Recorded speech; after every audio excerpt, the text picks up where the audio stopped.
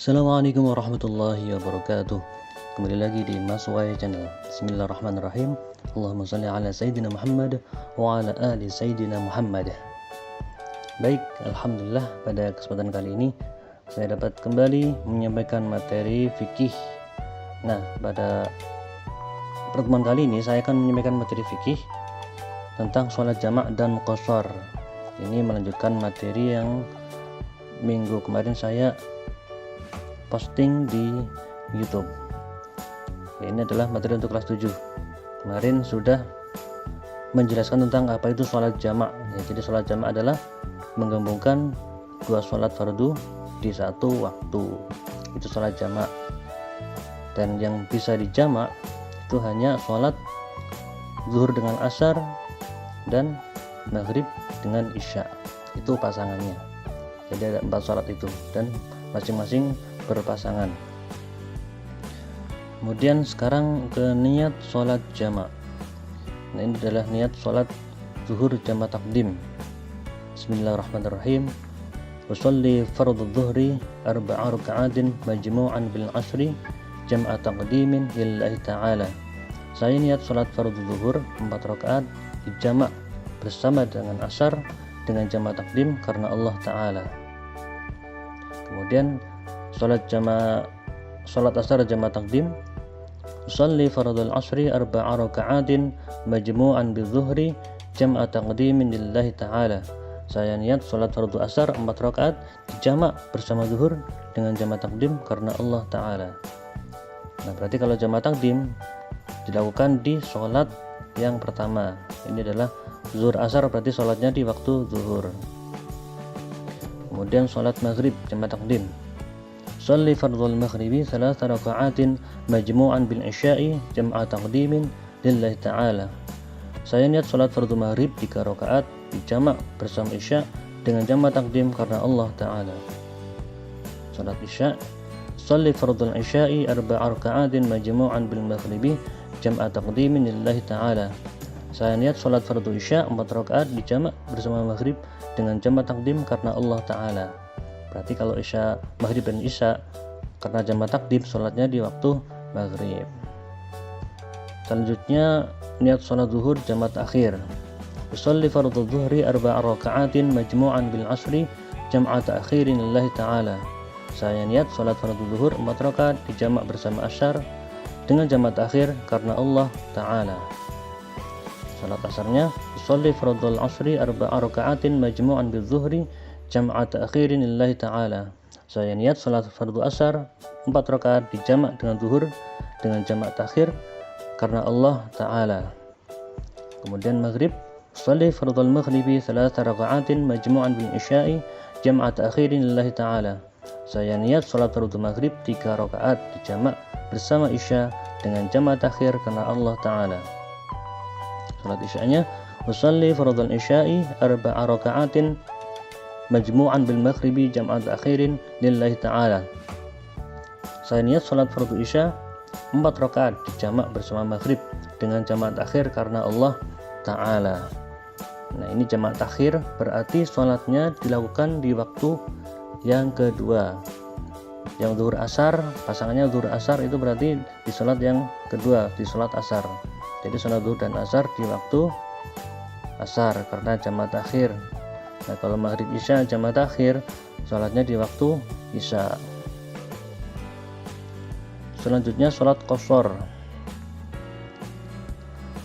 Qashar secara bahasa berarti memendekkan atau meringkas, sedangkan mengqashar sholat adalah memendekkan atau meringkas rakaat sholat yang berjumlah 4 menjadi 2 rakaat.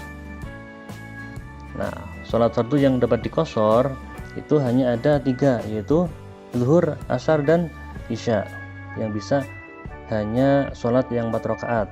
Kalau zuhur dan subuh tidak bisa diqashar. Dasar hukum sholat qashar, surat An-Nisa ayat 101.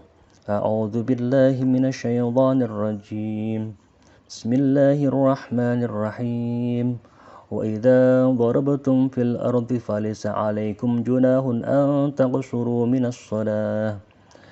Ketika kalian bepergian di bumi, maka bagi kalian tidak ada dosa untuk meringkas sholat. Quran surat An-Nisa ayat 101. Kemudian dalam hadis Nabi SAW dijelaskan, Ya'la bin Umayyah berkata kepada Umar bin Khattab, "Wahai Umar, mengapa kita masih mengqashar sholat padahal kita sudah aman?" Umar menjawab, "Aku pernah menanyakan kepada Rasulullah SAW dan beliau menjawab, Shadaqatun tasaddaqallahu biha 'alaikum faqbalu shadaqatahu." Itu adalah sedekah yang diberikan oleh Allah Subhanahu wa taala kepada kalian, maka terimalah sedekah darinya. Hadis riwayat Muslim. Ini dasar hukum salat qashar. Selanjutnya syarat-syarat qashar. Syarat bolehnya salat untuk diqashar. Pertama, bepergiannya tidak untuk bertujuan maksiat. Yang kedua, jarak yang ditempuh minimal 2 marhalah atau perjalanan 2 hari. Sedangkan dalam menentukan standar jarak menurut ukuran sekarang terdapat beberapa pendapat. Jadi banyak pendapat berapa sih 2 marhalah itu, berapa jauh. Dan mayoritas ulama berpendapat 2 marhalah sama dengan jarak 119,9 km. Jadi kalau sudah melebihi jarak tersebut 119,9 km itu sholatnya boleh diqashar. Kemudian hukum boleh mengqashar sholat ketika telah keluar dari wilayah administratifnya. Misalnya kita mau pergi ziarah ke Ziarah Wali Songo. Nah, itu kan perjalanannya ratusan kilometer. Kita bisa mengqashar sholat ketika kita telah keluar dari wilayah kita. Misalnya kita ada di sini di Kampung Pekayon. Nah, kalau sudah keluar dari kampung itu sudah bisa melakukan sholat qashar. Jadi tidak bisa di rumah, harus di perjalanan.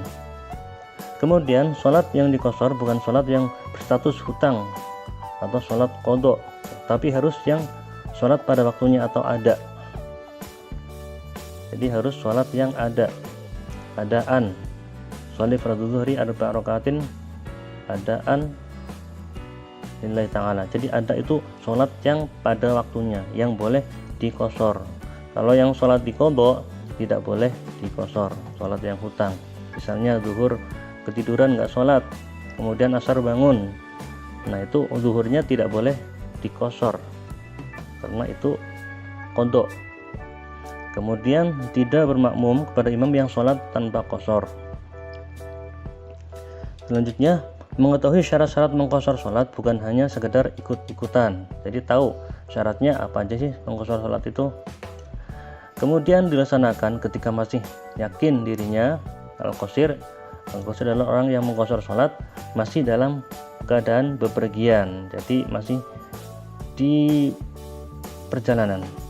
Kemudian bepergian dengan tujuan yang jelas, tujuannya jelas, bukan tanpa arah.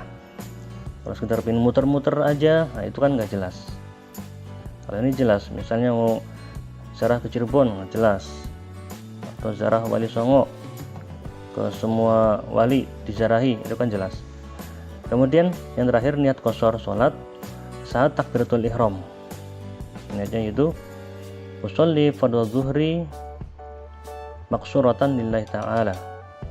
Saya niat sholat fardhu zuhur dengan qashar karena Allah ta'ala.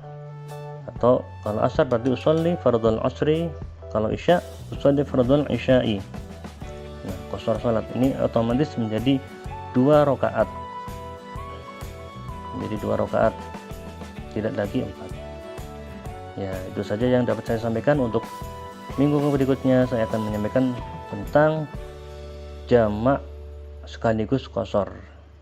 Dari saya cukup sekian, terima kasih atas perhatiannya. Assalamualaikum warahmatullahi wabarakatuh.